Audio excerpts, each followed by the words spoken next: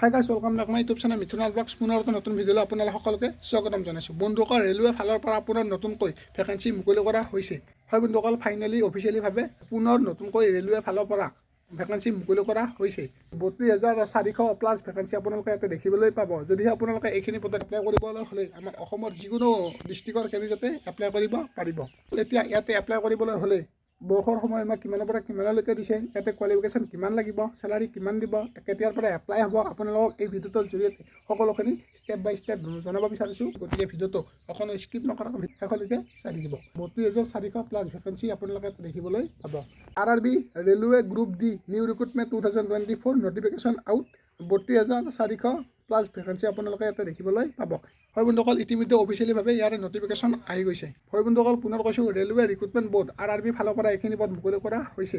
ইয়াতে এপ্লাই কৰিবলৈ হ'লে অনলাইন মাধ্যমত এপ্লাই কৰিব লাগিব। এপ্লাই লাষ্ট ডেট 22 ফেব্ৰুৱাৰী 2025। 2025 চনৰ 22 ফেব্ৰুৱাৰীলৈকে আপোনালোকে এইখিনি পদত এপ্লাই কৰিব পাৰিব। বন্ধুসকল, ইয়াতে পোষ্ট নেম গ্ৰুপ ডিৰ বাবে এইখিনি পদ মুকলি কৰা হৈছে। চেলাৰী ষ্টাৰ্ট হ'ব 80,000ৰ পৰা আপোনালোকৰ ইয়াতে চেলাৰী দেখিবলৈ পাব।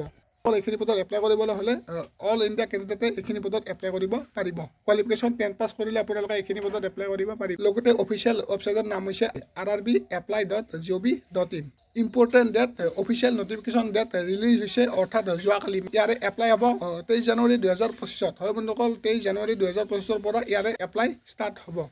মানে বন্ধুসকল, এইখিনি পদত এপ্লাই কৰিব পাৰিব। এপ্লিকেশ্যন লাষ্ট ডেট 22 ফেব্ৰুৱাৰী, অৰ্থাৎ 22 ফেব্ৰুৱাৰীলৈকে আপোনালোকে এইখিনি পদত এপ্লাই কৰি থাকিব পাৰিব। ইয়াতে বন্ধুসকল, ইয়াৰ এক্সাম কেতিয়া অনুষ্ঠিত হ'ব, ইয়াতে অফিচিয়েল নটিছখনত কোনো ধৰণৰ এক্সামৰ ডেট উল্লেখ নাই। নেক্সট বন্ধুসকল, ইয়াতে আপোনালোকক বয়সৰ সীমাটো মই কৈ দিছোঁ, 18 বছৰৰ পৰা 37 বছৰলৈকে এইখিনি পদত এপ্লাই কৰিব পাৰিব। লগতে বন্ধুসকল, যোনসকল কেণ্ডিডেট ST SC হয় তেওঁলোকৰ কাৰণে 5 বছৰ এজ ইলেকশ্যন দিয়া হৈছে, আৰু যোনসকল কেণ্ডিডেট OBC MOBC হয় তেওঁলোকে 3 বছৰ এজ ইলেকশ্যন পাব। তাৰপিছত বন্ধুসকল, নেক্সট হৈছে এপ্লিকেশ্যন ফিজ। ইয়াতে OBC MOBC EWS বিলাকে 500 ৰুপিজ পে'মেণ্ট কাটিব লাগিব, আৰু যোনসকল candidate ST SC ফিমেলবিলাকে 250 rupees payment কাটিব লাগিব। পে'মেণ্ট মোড অনলাইন মাধ্যমত পে'মেণ্ট কাটিব লাগিব। বন্ধুসকল, পুনৰ কৈছোঁ, পোষ্ট নেম গ্ৰুপ ডিৰ বাবে এইখিনি পদ মুকলি কৰা হৈছে। 32,400 প্লাছ ভেকেঞ্চি ইয়াতে আপোনালোকে দেখিবলৈ পাব। ইয়াতে কোৱালিফিকেশ্যন কৰি দিছোঁ, আপোনালোকে চিম্পল মেট্ৰিক পাছ কৰিলে এইখিনি পদত এপ্লাই কৰিব পাৰিব, আৰু লগতে ITI থাকিলে আপোনালোকে এইখিনি পদত এপ্লাই কৰিব পাৰিব। এইখিনি কথা আপোনালোকে গম পালে। এতিয়া কৈ দিছোঁ ইয়াৰে চিলেকশ্যন প্ৰচেছ। আপোনালোকৰ প্ৰথমতে কম্পিউটাৰ ভিচাই টেষ্ট মানে CBT এক্সাম আপোনালোকৰ ইয়াতে অনুষ্ঠিত হ'ব। নেক্সট আপোনালোকৰ ফিজিকেল ইভেন্ট টেষ্ট অনুষ্ঠিত হ'ব। তাৰপিছত ডকুমেণ্ট ভেৰিফিকেশ্যন অনুষ্ঠিত হ'ব।